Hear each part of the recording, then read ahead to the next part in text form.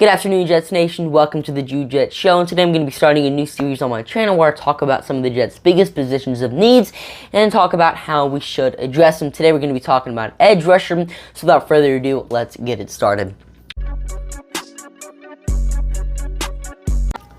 So with the season started today, the New York Jets' two starting edge rushers would be Carl Lawson and Bryce Huff.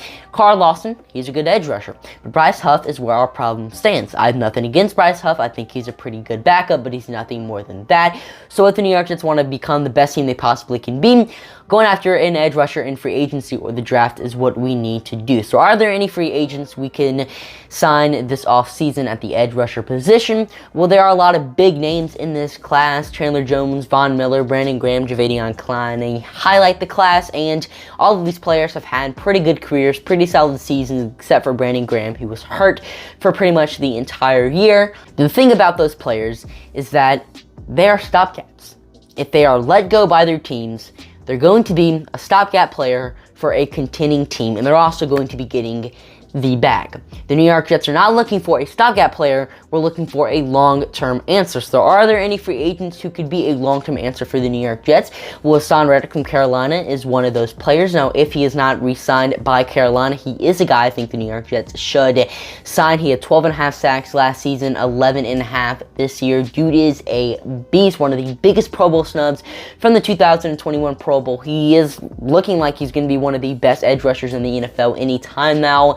He's a stud. If he escapes Carolina, he's definitely going to be a guy the New York Jets have to give a call to. And some of the lesser-known free agents are Charles Harris from Detroit and Arden Key from San Francisco. Both of these guys have pretty much done nothing in their NFL careers until this season. Harris had 7.5 sacks for the Lions this year, while Arden Key had 6.5 sacks for the 49ers this season. Now, this was Key's first season in San Francisco, so he doesn't have any connection with our coaching staff, but if these guys escape their teams, then I can definitely see the New York Jets giving one of them a call and signing them to a one-year proven deal to see if they are really worth giving a long-term deal and if they are the future at edge. But personally, I don't think the New York Jets sign any of these guys, meaning the draft is where we're going to get our future edge. And this draft class is stacked with edge talent. The first two picks this season are most likely going to be Kayvon Thibodeaux and Aiden Hutchinson, who are both edge rushers.